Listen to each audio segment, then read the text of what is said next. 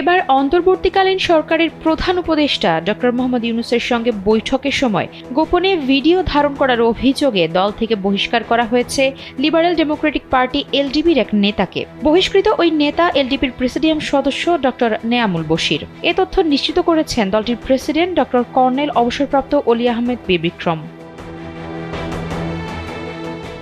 এলডিপির দপ্তর সম্পাদক অধ্যক্ষ মোহাম্মদ মাহবুবুর রহমানের সই করা এক বিজ্ঞপ্তিতে জানানো হয়েছে, ৩১ আগস্ট বিকেল ৫টায় রাষ্ট্রীয় অতিথি ভবন যমুনায় লিবারেল ডেমোক্রেটিক পার্টির প্রেসিডেন্ট বীর মুক্তিযোদ্ধা ডক্টর কর্নেল অবসরপ্রাপ্ত অলি আহমদ বীরবিক্রমের নেতৃত্বে ৫ সদস্যের একটি প্রতিনিধি দল অন্তর্বর্তীকালীন সরকারের প্রধান উপদেষ্টার সঙ্গে আলোচনায় অংশগ্রহণ করেন।